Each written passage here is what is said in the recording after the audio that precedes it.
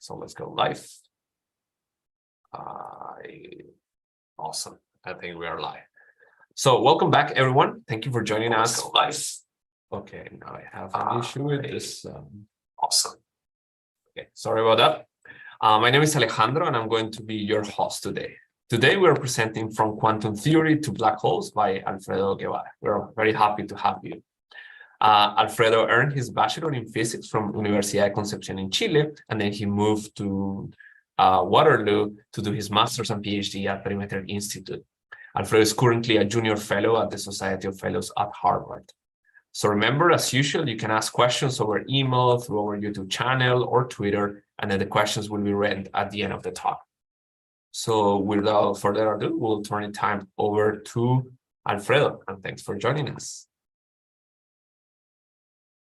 All right, awesome. Yes, let me know if you can see my screen. Perfect. Just to make yes.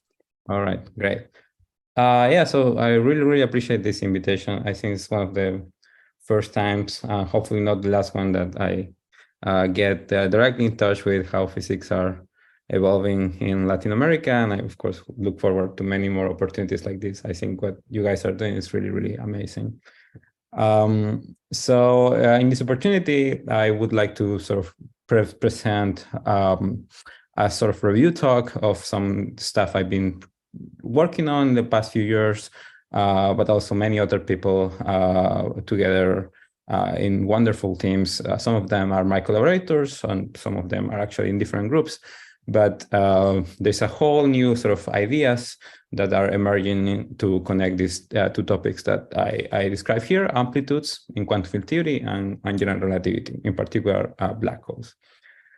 So without further ado, let me just try to give you a motivation of why these two topics are intrinsically connected. So we know that general relativity is one of the prime examples of effective field theory. So that means that it describes the low energy regime of a putative quantum gravity theory. That, of course, is yet to be discovered, as we all know.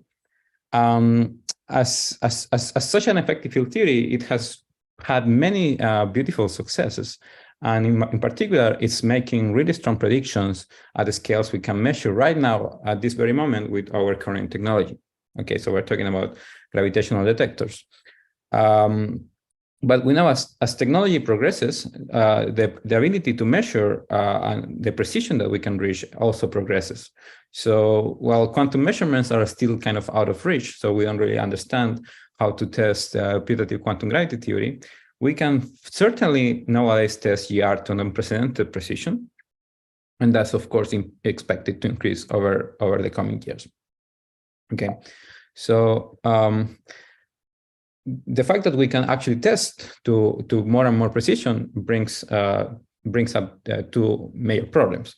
So if you are familiar with general relativity, or maybe if you are just sort of acquainted with general relativity, you will realize that Einstein equations are really hard to solve.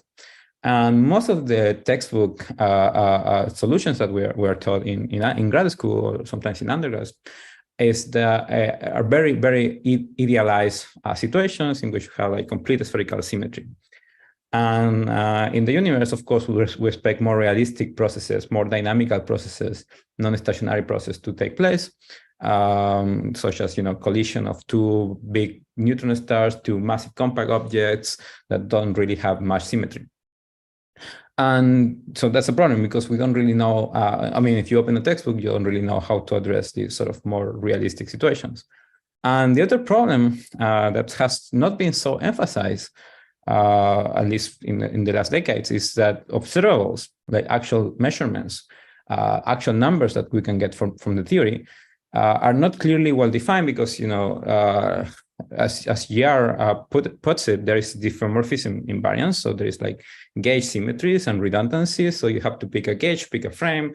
Asymptotically, you have to fix your asymptotic observers, and you have to sort of fix a sort of asymptotic structure of your space-time. So all these sort of boundary conditions, if you want, or like gauge fixes, gauge choices, are sort of hiding the actual gauge invariant or on-shell content of the theory, which is already something that we should be measuring. So these are different problems. Of course, here I just put some pictures just to catch your attention. The first one is, of course, recent observations of the Event Horizon Telescope pertaining what we call the photon ring of a supermassive black hole, which is something that was predicted by the theory and then observed in 2017. And the second one is the waveform of two colliding black holes, in particular the gravitational wave that emanates from those things. So this already makes you wonder, what is the actual number that we want to compare? You can think of the waveform as some sort of intrinsic distance between two detectors, but we want to sort of make that intuition more precise, like more fundamental. Okay, so for the problem one, so we were talking about the textbook solutions for general relativity, right? So we know many stationary solutions, and in particular this nice book by Ehlers and Kuhn is one of the oldest references on analytical solutions to general relativity. You just open it up and you find all these nicely very symmetric solutions. Most of them have some very nice geometrical meaning, like you can draw them, you can play some Hendankian experiments with them, try to understand the causality, the topology, and all that. But they all have some diverse degrees of symmetry. It can be static, cylindrical, spherical, and so on. Some of them are BPS state of supersymmetric vacuum.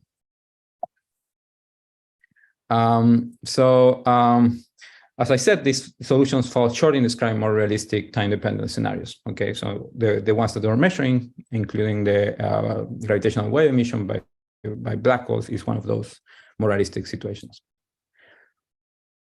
And regarding the problem two, well, we know in other theories, not in general relativity, that observables are very, very precisely given by scattering amplitudes or by cross-section, right? So what happens at particle accelerators is that every time there's a particle shooting in a particular solid angle, there is a detector that clicks, and then it counts like the density of particles. And every time there's an event, you can measure more or less the probability of that event occurring, and that's a number that doesn't really depend on your gauge, right? It doesn't really depend on the frame or the Lorentz frame or the redundancies of the theorem and so on. You just count this cross-section of particles. So those are the intrinsic observables of the quantum field theories.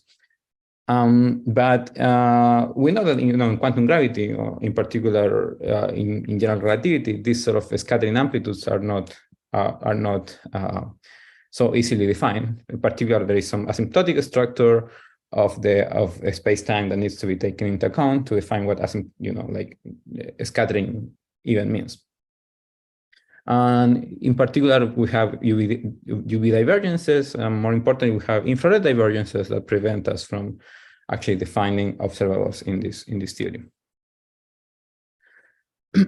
So, what can we do in GR instead? Well, it seems that for the experiments I was talking about, right? So this photon ring process, or like the gravitational wave detection, we can still define something that is independent of the coordinates. It's gauge invariant, and it actually happens to be more or less related to the idea of scattering. So in particular, for instance, if you have the old Eddington experiment that sort of tested GR in 19-something, you will find that there's a light bending provoked by a massive object and the action of the gravity, right? So this light bending angle is something that you can define in sort of a particular intrinsic gauge invariant way. And it's measuring some asymptotic event because you sort of propagate light very, very far away from your black hole. So there are other similar situations that you can measure polarizations asymptotically. You can measure gravitational fluxes asymptotically, and all these quantities, are measured very, very far from the events, and so they have this relation to the cross-section, to the scattering situations.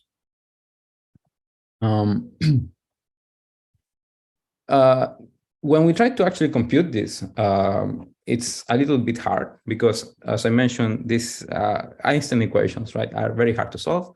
They are nonlinear, very nonlinear. So if you don't assume any symmetry, for a realistic process, you have some very, very hard problem. And the way in physics we deal with those problems is, of course, by using perturbation theory. And perturbation theory, we usually perturb away from something that's very symmetrical. Usually it's the vacuum, but it doesn't need to be. In the case that you perturb around the vacuum, which is some sort of Newtonian vacuum, the expansion is called PostNewtonian.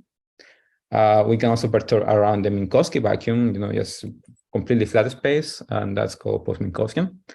And we can do all sorts of numerical experiments using numerical relativity that was developed in the 2000s. But at the same time, all these sort of more realistic approaches are at the same time sort of have a bottleneck in terms of how much we can compute, right? So eventually, either the processing like computing power or like our ability to perform perturbative expansion has like it doesn't really escalate as we go to more precise experiments. So and all this in reality, even the numerical case is coming from the fact that these equations are very highly nonlinear. So just to give an example, in this post-Newtonian expansion, what happens is that essentially what you're just summing the same objects that you sum in quantum field theory, right? So in quantum field theory, again, going back to this idea of the cross-section, we just have to sum over these different Feynman diagrams. And as we go to more and more precision, it doesn't really escalate, right? We need to add more and more diagrams, and it becomes combinatorially hard and also algebraically hard because every diagram has more terms. And in the post-Newtonian expansion, it's kind of the same effect. Now you actually have to sum all these different interactions because you're expanding sort of away from the Newtonian potential. So you have to include corrections from the Newtonian potential. These are corrections in G Newton. And eventually, you just reach this bottleneck, so it's just too much diagrams, okay? So too many diagrams. And so you can think of these two situations as being reminiscent, right? So corrections to a Newtonian potential in GR, to corrections of the, if you want, the Coulomb potential in QED or QCD, perturbatively, are sort of the same degree of complexity, right? As you go increase precision. So what can we do? So I would be happy if by the end of this talk, you end up sort of convinced that scattering amplitudes in QFT actually have a more simple structure than what I just showed you. And in particular, we can sort of resum these amplitudes into simpler terms. We don't need to compute all these boring diagrams. And the relation actually to ER is exactly that. So in ER, we actually don't need to sum over all these different post-Newtonian diagrams. We can just sort of find a simpler structure, a simpler guiding principle that allows us to compute it.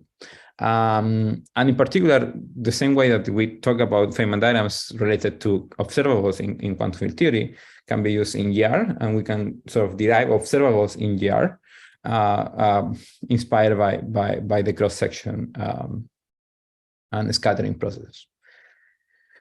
And these are more realistic dynamical scenarios because obviously we're talking about two-body or three-body problem in GR, which is not something that you find in a textbook. Now, what's the problem of GR not being a quantum field theory? Well, usually the problem is that there is UV divergences and you need to renormalize, and so you get this infinity of terms.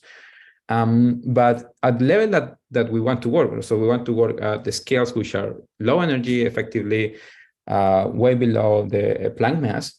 So we are thinking about GRs and effective field theory for these UV divergences, right? So actually, if you think about three-body problems where these three bodies are very far from each other, there is no divergence, right?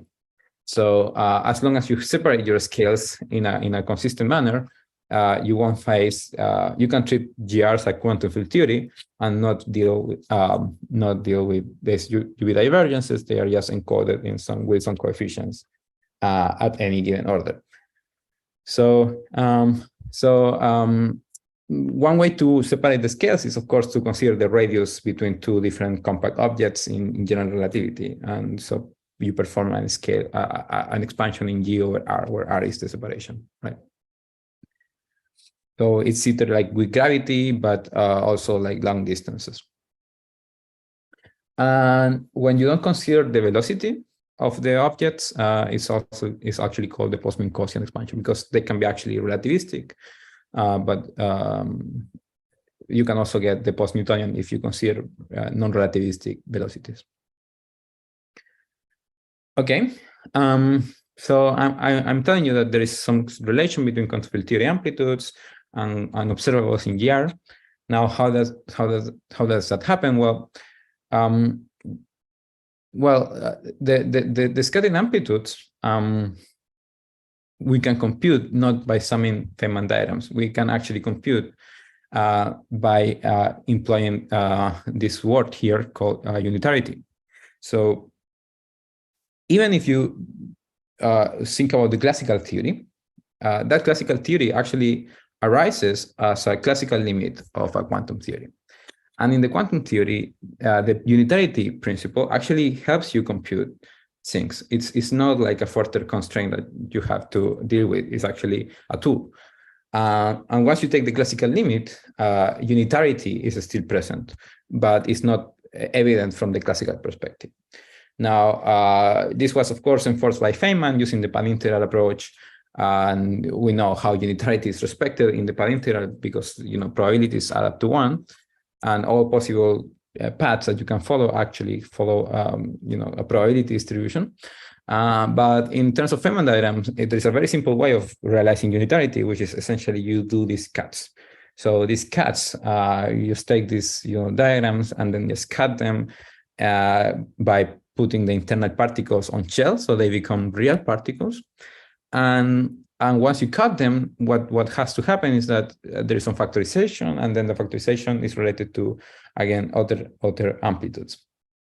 So these are usually called the Katkowski rules or the cutting rules or generalized unitarity, and there are many fancy names that people have come up with for this idea. But in essence, it's just making manifest the fact that probabilities add up to 1 in the quantum theory. And that survives after you take the classical limit, right? So this provides a new analytical window into perturbation theory in GR, because in GR we don't usually think about probabilities. So this actually is the tool that we're going to use.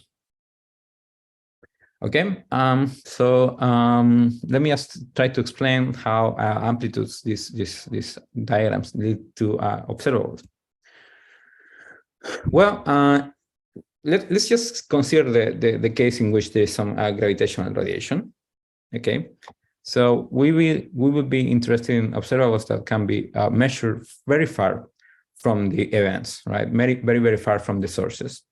And by far, we mean actually the asymptotic region. So we're considering some asymptotic flat space-time where there are some black holes in the bulk and so on. But very far from it, we have flat space-time. So what we usually do for this situation is that we know that the metric has an expansion in terms of flat metric plus a correction. And this correction actually need not to be linear in G Newton. It actually can include all orders if you want more precision.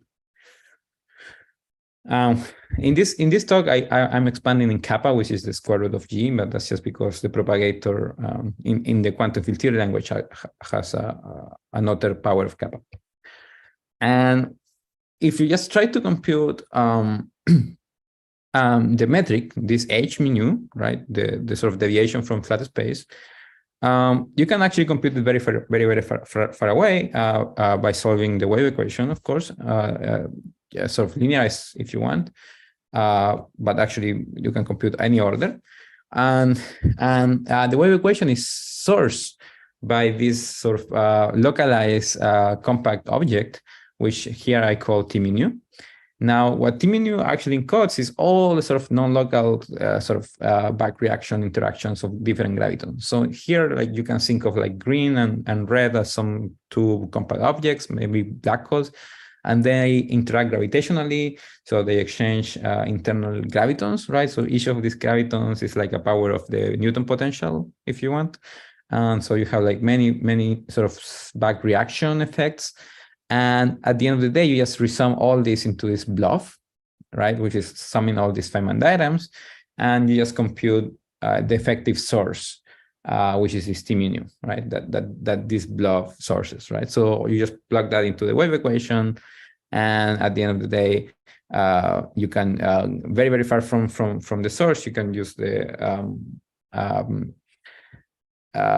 saddle point approximation and essentially just relate the radiative metric to the source itself, right? This is some textbook argument that H mu nu actually is T mu nu on shell. So this includes an effective source, which has matter, of course, this red and green line, and nonlinear gravitational interactions. So all these sort of nonlinearities of Einstein equations are in this blob. Okay, so these are like just more Feynman diagrams. But someone may say that this metric is not really observable because you can just do some gauge transformation and it shifts, right? Well, to deal with that, we actually go back to a sort of old construction of Penrose, Rindler, Kinnersley, and some other people referred to as the null tetrad. So what happens is that we can extract, like from this metric at null infinity, we can actually extract the gauge invariant information by just projecting it in some tetrad. So you just take your flat space and expand it in ML, LN as in this equation, and then these are just null vectors, and then you just project in some direction of null vectors your metric.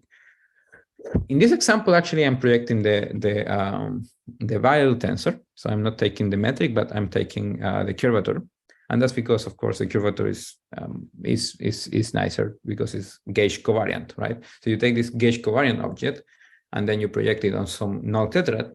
So that's kind of extracting the two graviton modes, if you want, like the actual plus or minus circular polarizations of your gravitational wave. And in this case, well, this is the simplest guy. It's called psi4. It's just projecting the Weyl tensor into polarization. I'm not going to explain how the null tetrad works, but it's just something which has LECT2. So it's usually what we call the plus mode of a gravitational wave. And you just eventually realize that by just writing the Weyl tensor in terms of the metric, and then metric in terms of the energy stress energy tensor, then this psi4 quantity, which is some spin 2 quantity, actually becomes some polarization tensor, right? mu dotted with T mu nu, which is an on-shell source. And this contraction actually is what we refer to as scattering amplitude, right? So if you go to a textbook definition of the amplitude in quantum field theory, you take an on-shell source and then contract it in some polarization direction. And the LSC reduction tells you, well, that's actually a scattering probability. And so this sort of psi4 scalar that Penrose and Newman defined many years ago actually matches the intuition for being a scattering observable. Okay, so that's one of the main points of this part of the talk. Like this sort of gauge invariant quantity is a scattering amplitude in that sense. Now, I told you essentially how to compute it with this Feynman diagram. So that's not actually what we want. We want to find simpler ways. So obviously, there are some cancellations when you sum over all these Feynman diagrams, right? There's some perturbative expansion, and actually you see that all these terms start like canceling with each other, and that has been observed for several years now. It happens in QCD, it happens in QED, it happens in GR as well. So so we want to say that essentially there are simpler ways of computing this amplitude. I'm not going to sort of go through any of them because there's no time for explaining But let me just mention that, of course, this is the same effect that you would see in QED if you start, computing all like 2 or 3 loop corrections to define a structural constant. There are certain situations in which, for certain algebraically special spacetimes, which are the most common ones, such as Schwarzschild and Kerr black holes, this sort of simplification is very evident already in writing down the metric. Like if you think about it, the fact that we can actually write down a metric for these like rotating black holes to any order in the spin is some sort of resummation, right? It's some sort of cancellation that had to occur. And this happens very explicitly if you start computing it in terms of Feynman diagrams.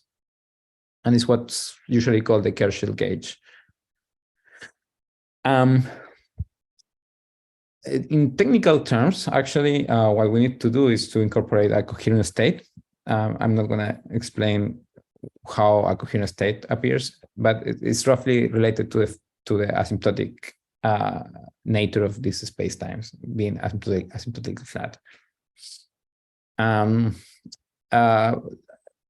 Usually, when you have some classical, of course, field arising from a quantum calculation, you know that there is a coherent state. So that's exactly the mechanism here. Okay. Instead of trying to prove that there's a coherent state and there is some sort of resummation, I'm just going to give you a simple example. Actually, after I plug in my computer. Yeah, so in this example, what's happening is that, we are taking, for instance, 3 values. Okay, so you have 3 compact objects in general relativity. And then what you do is you consider the source. Okay, so the source associated to this matter distribution, right? Now, the simplest calculation you can possibly do when you have 3 values, so that's already very complicated. It's like the 3-value problem. People write books about that. The simplest calculation you can do is actually expand in the frequency of the radiation of these bodies. Okay, so if you are considering the lowest possible frequency order in the radiation, you don't really see, because of the wavelength being too long, you don't really see like the internal details of these objects, right? So the result for this lowest order is actually universal. It doesn't depend on the internal like multiples, like the internal interactions that they have, if they are neutron stars or they are fermions or bosons. It doesn't really care. What you see at the leading order in the wavelength is this very simple term obtained by Braginsky and Thorne in the 70s or something, that that only depends on the initial and final velocities of these 3 massive objects. So that's a very, very nice result because it's universal. Now, I guess I should in a moment I'll mention how this is related to amplitudes. Of course, is what we call the soft theorem, if you're familiar with it. But even without talking about soft theorems or quantum field theory or anything like that, just to compute this source already shows you that there is a nice structure. And even the simplest case, instead of having 3 bodies, we have just 1 body, right? Suppose we only have 1 particle that sort of emits a graviton. You can immediately see that this source, T mu nu, contracted with the polarization vectors, this null tetrad, it's a delta function, and it contracts the polarization with this momenta of your 1 body. Now, this delta function is kind of mysterious because usually we don't, radiation is not localized. But the reason this delta function is that if you have 1 body, there is no radiation, right? So if you have 1 body, there's no acceleration, and because there is no like driving force, so actually there's no radiation. Actually, this delta function tells you that the amplitude, the radiation is 0, right? It's kind of stationary. But still, it's in the situation in which this P and K. So K, sorry, I should have mentioned K is the momentum of the radiation, and P is the momentum of the body. There's a situation in which this P and K are complex, and in that case, actually, you can have radiation in the complex kinematics. So this is very familiar for people who have explored these amplitudes, because they are usually defining complex kinematics. But in the real world, of course, this is zero. Nevertheless, it makes an interesting point. Now, what happens when you have two? Okay, so if you have just two bodies, well, what happens is that now there is no delta function, right? There's just a simple sum of two terms, and there's a P and P prime, there's P1, P2, and so on. And what you get by contracting this source with the polarization tensor, again, the same non-tetrad, you get this amplitude again. It's a 5-point amplitude, and it actually corresponds to what we call the soft theorem. This is sort of the well-known Weinberg-Soft theorem. Okay, so this is something that Weinberg, who was studying quantum field theory and gravitons and photons, observed very, very long ago, and obviously it's related to this general relativity result of Braginski and Thorne. Now, there's a little bit of a puzzle, because the soft theorem technically is a factorization of the radiation part, which is what we call the soft factor, and the sort of stationary part, or the matter part, which is essentially a 4-point amplitude without the gravity. And you see that here, it might not be as clear, but essentially what is not a factorization what we obtain from the result of Braginski and Thorne, right? So they just computed this extraordinary tensor. It's not really a factorization. It's actually just the soft factor, right? So it's just this S0 here. It doesn't really tell you what happens with this other hard part. And so that's a little bit of a puzzle, because in quantum field theory we have the hard part and the soft factor. Essentially, if you actually follow the classical argument, like trying to take this quantum amplitude of 4 massive particles and one graviton, and take the classical limit and take h bar to 0, what happens is that essentially this hard part doesn't really contribute, so you only get the soft factor. Okay, that has to do again with the coherent exponentiation of the graviton.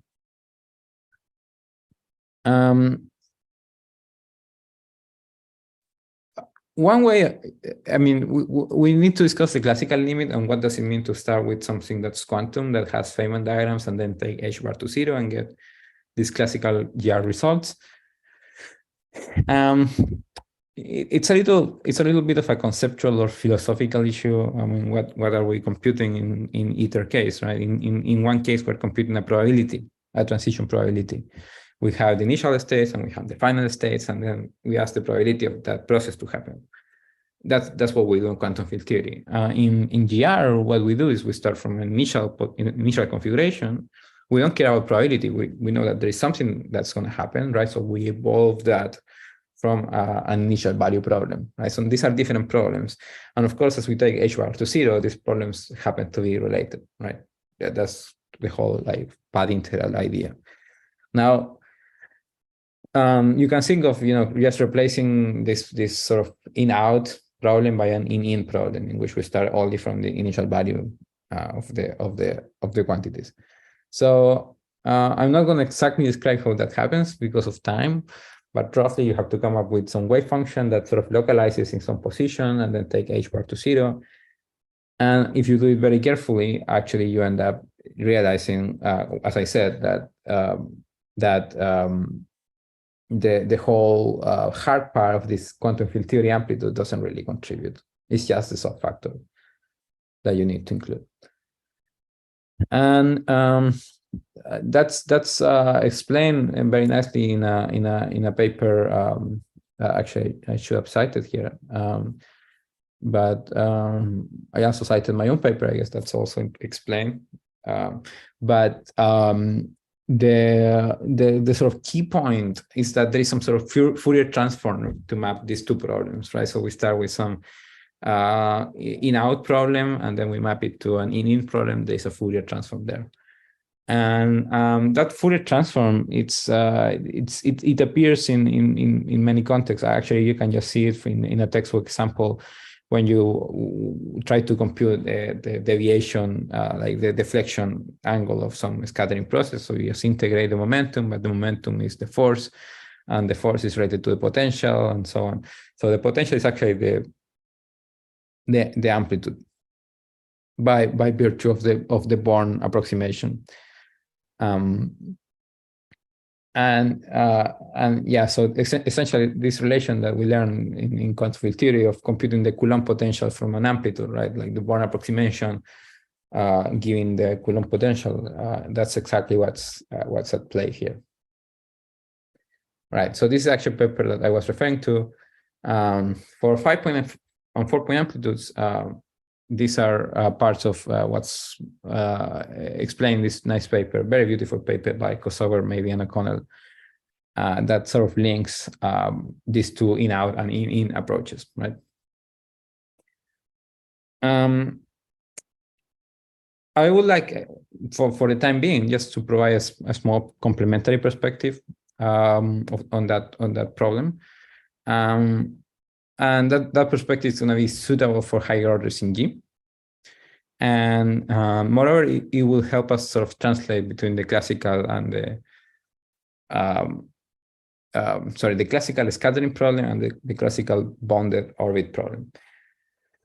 Now, so far, these are kind of unbounded problems because we're just thinking about massive sources sort of going, from minus infinity to plus infinity, whatever.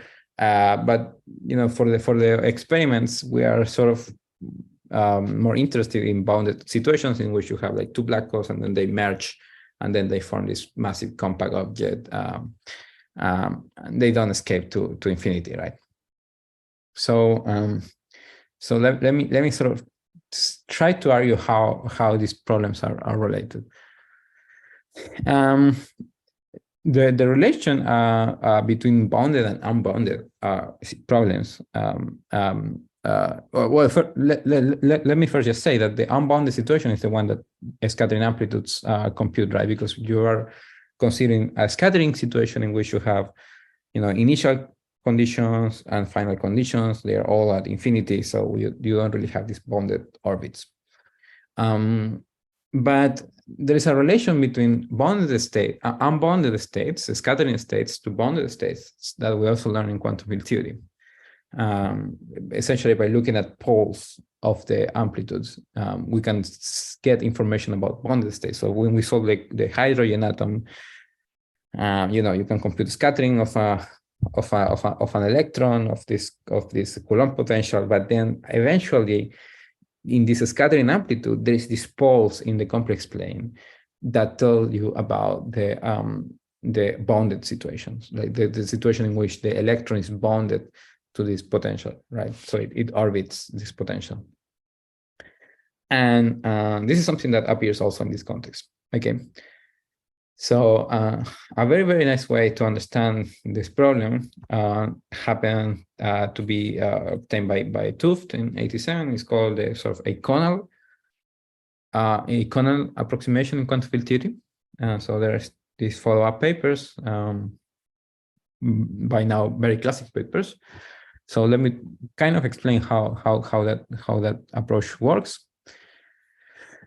Suppose we consider just a 4-point situation in which you have essentially just two massive bodies, and they interact in many ways. Of course, you just have these Feynman diagrams depicted by these blobs. Now you have to add all possible Feynman diagrams, right? But if you take this eikonal limit in which both bodies are sort of ultra relativistic, what happens is that essentially you have to resum all these small blobs, which encode local information. And at the end of the day, after you resum them in this limit, they exponentiate. Okay, so they exponentiate because you're summing over permutations, right? You're doing quantum field theory, and so you're summing over different permutations. And of course, you have to integrate over the internal momenta. But if you actually Fourier transform this convolution, you get simple exponential. Okay, so this is what's called the eikonal phase. And this is, I think this is the last point I want to make. The eikonal phase is essentially the amplitude, is the exponent of the amplitude. And it's an exponent because we know by unitarity that, S dagger S is 1. So that means that the amplitude in this particular basis has to be a phase, right? It has to be unitary or unimodular, right? So that's why we have this exponent. So the exponentiation is something that is a consequence of unitarity. So it doesn't really requires you to compute all these super complicated diagrams. Unitarity tells you immediately that there is an exponent there, and this exponent actually contains physical observable information that's gauge invariant. And I'm not going to explain exactly how, but essentially it's the WKV approximation, right? So that once you have this phase, which is the on-chill action, from the on-chill action, you can derive the scattering angle, you can derive the time delay, and all these observables just from the on-chill action. So this is just Hamilton-Jacobi theory. That's textbook as well.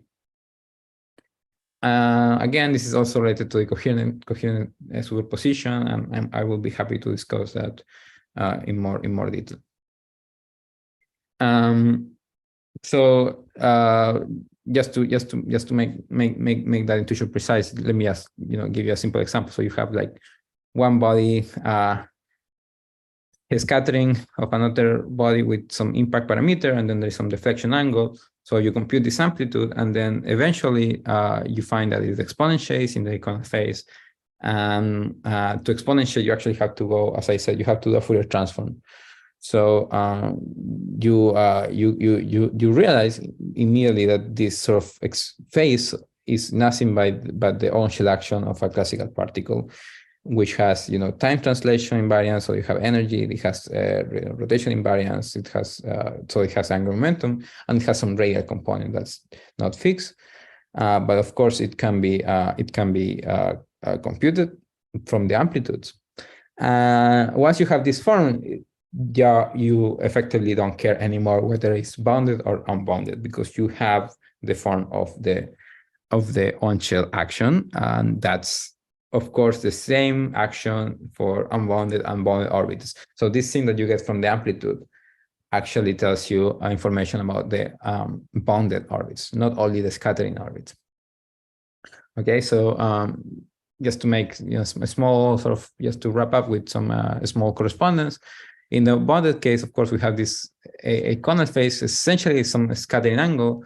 In the bounded case, we just have, the same, but it's just some radial action, okay, that's bounded by R plus and R minus, which are the two sort of points of closest and farthest approach. The scattering angle in the bounded case is just, the derivative of the radial action with respect to the angular momentum, because it's just the conserved quantity associated to rotational symmetry. In the bounded case, you don't get a scattering angle, but you get some sort of periastron precession, which is the complete analog of the scattering angle. So it's just, Mercury perihelion precession is exactly this computation that you can do by taking the on-chill action and then vary it with respect to angular momentum. You can vary it with respect to the energy. In one case, you get some sort of Shapiro time delay, because time is the conjugate to energy, and then in the bounded case, you get also period precession. So all these sort of analogs between unbounded and unbounded are actually a consequence of Hamilton-Jacobi theory. But in terms of QFT, is also something that we know again from the hydrogen atom, right? So you have the scattering amplitude, and then the poles of this amplitude tell you about bounded orbits. And this is most of what I want to talk about. Just the relation to amplitudes and the observables that we can compute. And maybe just in the last minute, I'll just very briefly mention one last point that sort of follows from this correspondence. and it sort of opens a new connection of black holes in particular to amplitudes. And it's something that is currently being explored, and I would be happy to discuss with any of you. Maybe it will lead to a different formulation of what black hole mechanics is. So just from the relation to amplitudes, we know that there is a particular classical limit. Usually, this classical limit, if you think about all quantum mechanics, is the thing that takes particles into waves. Sorry, waves into particles, right? So we have this wavefront. We have this iconal approximation that tells you that the wavefronts are like essentially just classical trajectories, and you can start thinking about what are the corresponding amplitudes for these waves instead of just massive particles, right? So instead of having like a particular massless geodesic, we have a wavefront of a massless wave, and that massless wave is a gravitational wave, of course, and that gravitational wave has an amplitude that we can compute. So the idea is that to compute amplitudes of gravitational waves, we can learn about trajectories, classical trajectories for massless particles, and that's something that we have been playing with. And you can just compute amplitudes for massless waves using the Teukolsky equation. You might have heard of the Teukolsky equation and the Rayleigh-Wheeler equation for these situations, because these are perturbations of Kerr or Schwarzschild, if you want. You can solve this Teukolsky equation, compute perturbations in terms of the spherical harmonics, and then eventually relate these spherical harmonics again to the same on-shell action, to the aconal phase, and to the scattering amplitudes. So it's actually a very, very, very nice game to play that I don't have much time to explain, but essentially it's all in these papers that we have been working recently. Okay, so that's a wrap up, and the idea, of course, has many important consequences philosophically.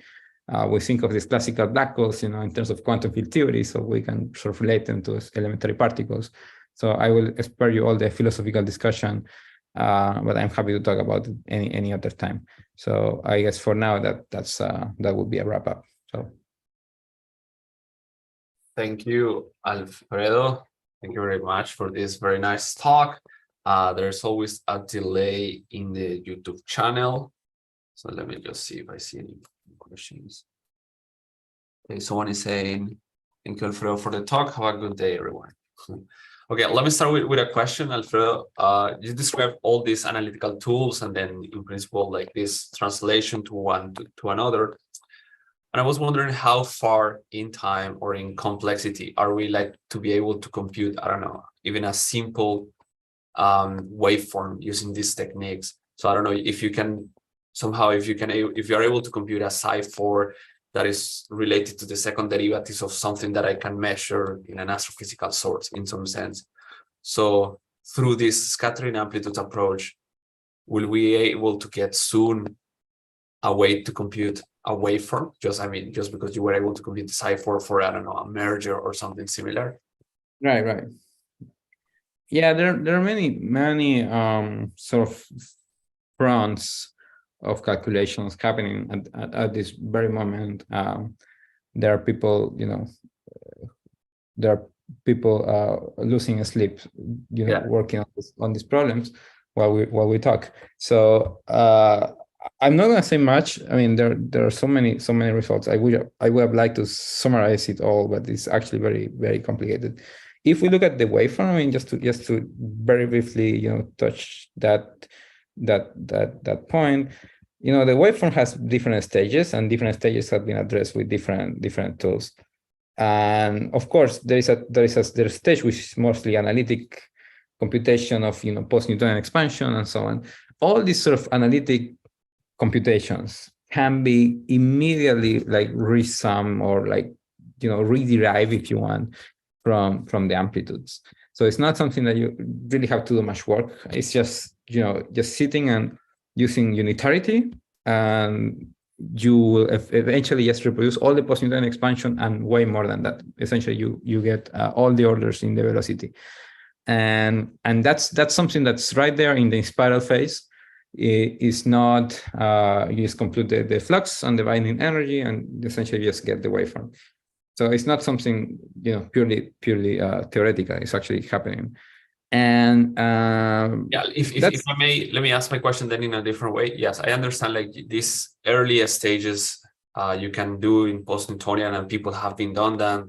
Then you do some stitching to numerical relativity to compute like waveforms, and then okay, the perturbation or the quasi-normal modes was the thing you were mentioning at the end of your talk. But then so the question is like in this other enterprise, because in the way I see it, and maybe I'm saying it differently, it's another way to compute this type of stuff, right? Like people have been, at least in the gravitational wave community, have been computing this with post-Newtonian in a post-Newtonian way, and in the way I sort of described. Of course, we can do this fully numerically, but it's too expensive. So my question is more or less, will this approach will be, I don't know, easier, faster, or just complementary just for the translation? In some sense, I don't know. If I now want to compute something that is asymmetrical in mass, that's going to be very challenging for numerical relativity. It's in principle doable, but then it will last too many cycles and it will be very hard. So my question is, even we can do this translation, I'm asking more as an astrophysics person. No, of course, How useful can I get this? Are the advantages will be faster, just complementary? Are there regimes where post-Newtonian will be very hard to compute and here is easier, or something like that? That was more the flavor of my question. Yeah, that's a very broad question. But honestly, I mean, there is a sort of bird's eye perspective to this question, which is essentially you see this unitarity approach, right? So after you go to the details, you can solve these Feynman diagrams to precisions that are far exceeding the experiments that we currently have. Of course, with Lisa, you would need more. But if you compute Feynman diagrams, you are just sort of realizing unitarity in a way that is guaranteed to be realized. So at the end of the day, after you resum the whole set of Feynman diagrams, you know that unitarity has to be there. And that's something that you can start with. That's something that you can sort of bootstrap from. That's something that you cannot see in the classical theory by doing like this post-Newtonian expansion and trying to match coefficients and trying to get sensitive answers, right? So what I mean is essentially there is something that the quantum theory has that allows you to sort of not only speed up the computations, but actually have some principle from which you can construct. Now, Unitarity is a sort of multifaceted tool because, of course, it applies to the poles of amplitudes. So it tells you about where the quasi-normal modes should be, essentially using bootstrap approaches. You can see where the poles of the amplitudes have to be. You can see the thresholds of the amplitudes. I mean, there are many sort of avatars of Unitarity. I'm just saying that as a guiding tool, is something that was not considered before this connection to quantum field theory emerged. Awesome, thank you. Let me ask: does someone here in the Zoom call have questions? The coordinator. Sorry, let me briefly mention the point of the EHT image. It's also some just computing just image in a projector screen. You could very easily just trace geodesics and do classical computations. But if you think about the scattering process, again, there is a notion of unitarity. And people have analyzed where are the sort of photon rings, where are the poles of these quasi-normal modes, and on all of that from the perspective of the S matrix, and it's something that I feel in that case is kind of underexplored. Thank you.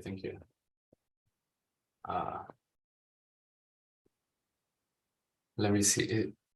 Sometimes we have a meme, Alfredo, so sometimes I don't see if the questions are real or not, but I'm gonna read it anyways. So how does the novel interpretation of Bohr correspondence principle suggest that classical black hole collisions governed by GR? No, I don't think we have to address this one. No, I mean that's a very nice question. I think that's part part of the original abstract, but I didn't really go into like Bohr's correspondence, but it's sort of there. I mean, it's just setting HBAR to 0 doesn't really mean going to the big events. It actually means that effectively you are going to very far separation, right? So you're like essentially taking these very large objects, which you may think they are classical, but once they are separated far enough, so you are considering expansion in H over R, right? Separating them far enough, they look like these point particles, right? So these are like, for quantum mechanics, this would be like, just 2 electrons which are spinning, and that's all you need to know. Like, you need to know about the multiple moments of these particles, but you don't really need to know about their microscopic interactions. Alfredo, and if I may, like this way to take like HBAR to 0, is that procedure sort of unique, or that you can get different answers, or like how is it typically performed? Just out of curiosity. Yeah, right. So if you write down an amplitude, we usually learn that the HBAR powers count the number of loops. So you may say, okay, for taking HBAR to 0, the classical term is only the first, like what's called the tree level, right? There's no loops. And that's actually not true, because after you consider waves, and it has to do with this coherent exponentiation, right? After you consider these gravitational waves or this radiation, the power of the momentum of the wave actually is, because it's a wavelength, has to be multiplied by HBAR. And so there is a contribution which is leading in HBAR even at the loop level, once you consider that this momentum is a wave number. And that was observed in 2000 something by John Donoghue in this paper that's called like Classical Physics from Quantum Loops. It's a very nice paper that sort of challenges the textbook derivation. So yeah, I mean, it's unique in the sense that you have to tell me what are the states, like what is the scattering data. If you have like massive particles and waves, then there is some extra HBAR that it doesn't appear if you only have just particles. Awesome, thank you. Let me see. I don't see more questions here. Need you to I have a question for Alfredo. Yeah, Robert, thank you. Yeah, I was wondering, because with all the connection with GR itself, and I mean, I was wondering how this expansion can change the interplay that we kind of try to make between gravity and particles. I mean, the standard model physics, in the sense that when you have merger, you have output in electromagnetic waves and neutrinos and so on and so forth. In this approach, could you have other type of signatures that may differ from the basic connection that we used to put to get this observable signatures beyond the gravitational wave itself? Right. Yeah, that's an interesting question. I don't really have an answer. I feel that's for one, that's underexplored. The reason it's underexplored is because we usually think about effective field theory separations. So say there's some neutrino production, as long as it doesn't affect the multiple expansion, it's not really something that's going to enter into the computation at far distances, of course. I mean, it can, if you have some neutron star, you need to know the equation of state, right? But the equation of state, it essentially informs some particular multiples in this large distance expansion, and that's essentially what you measure, right? You don't really go into the details of the TOB equation or whatever. You just care about the multiples, which are these Wilson coefficients that appear when you have like farly separated bodies. And in that's sort of the gravitational wave answer to the question.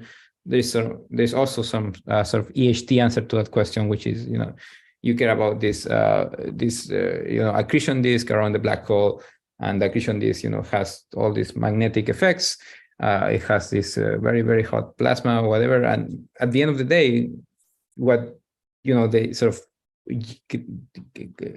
quantum field theory approach tells you is like what happens with the geodesics when they are far from this accretion disk, right? So not really what's happening inside, whether there's like production of particles or not, but very, very far away, tracing the geodesics using quantum field theory. It's something more universal than that.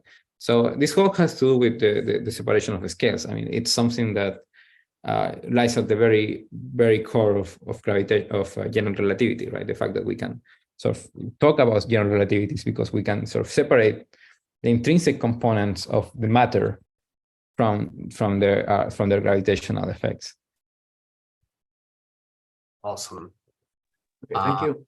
Thank you. I don't see more questions, and we are past the hour. Alfredo, thank you very much for this lovely webinar. I guess people can find your email online if they have more questions, and then, as usual, Alfredo, the viewers will see your talk at a later stage. And then, awesome. Thank you so much. Thank you very much, everyone, for watching, and then we see you in the next Law Physics webinar. Thank you. Bye. Good, ya no estamos live. Muchas gracias, Alfredo.